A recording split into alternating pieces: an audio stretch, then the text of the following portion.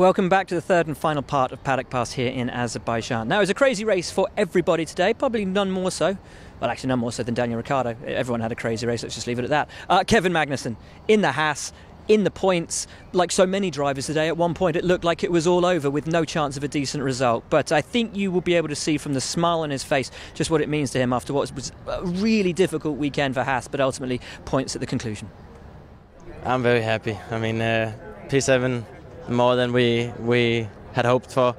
You know, to come away with a result like that on perhaps the most tricky circuit for us this year is perfect. So you know, I'm extremely happy. It was a tough race, particularly behind the safety car. A lot of action down there at turn one with cold brakes. Was the safety car fast enough? Did it allow you to get enough heat in your brakes?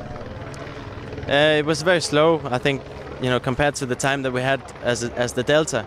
For the virtual safety car, the safety car was a lot slower than that. So I think we were about 20 seconds behind our Delta on the dash, which means the safety car theoretically went 20 seconds too slow.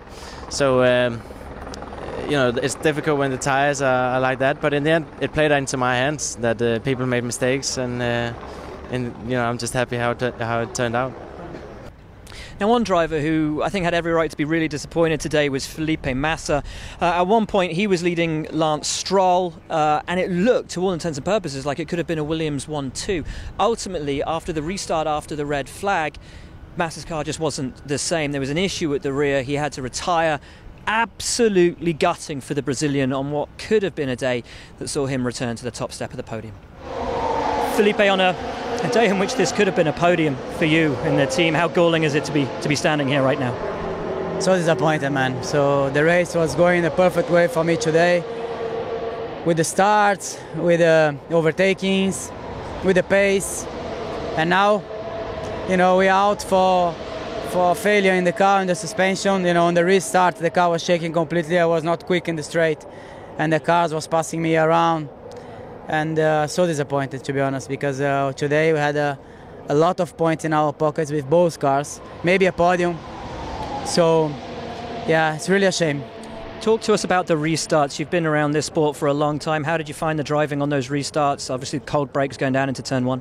It's very tricky because you have a very long straight with corners in the middle, you know, cars like moving a bit, so it is also a bit dangerous. So but I think, I mean, you need to see with maybe some chaos happens behind, I don't know, but it is a difficult circuit anyway for the restart, especially when you have safety car. You see that the race changed completely. So anyway, man, I'm out. So now, if we're talking about disappointing weekends, they don't come worse than that which befell Jolyon.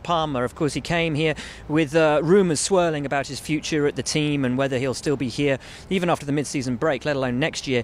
And he didn't get a decent day in at all. The car kept failing on him, and ultimately it failed in the race once again. It was on fire yesterday, on Saturday, but didn't make the end of the race today. The kid can't catch a break. And there's a point at which you have to start to feel a little bit sorry for him. Here's Jolyon then at the end of what was a massively disappointing weekend. Jolyon, on a weekend when you barely broke double figures in terms of laps on each of the 3 days, was there much point in coming to Azerbaijan?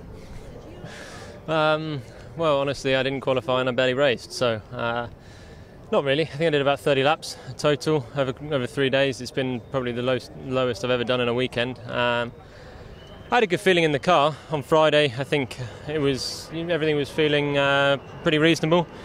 Even in the race, we had a misfire from the beginning, but it was feeling okay. I passed Verline, was catching a group ahead, and it was looking like a fun race. But then the misfire got worse, and I had to stop.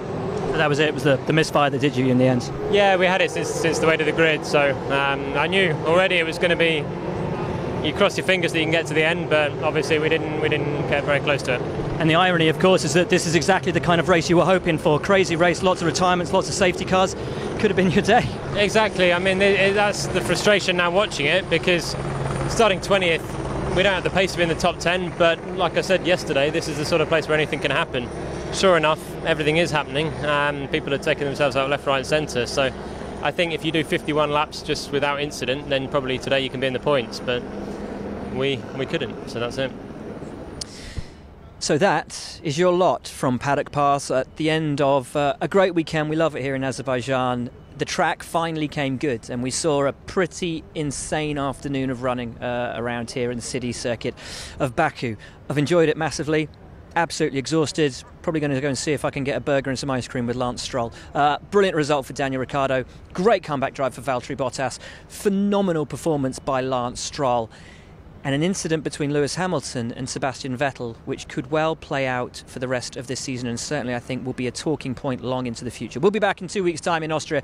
For now, though, from all of us here in Baku, thanks for watching along, and we'll see you next time.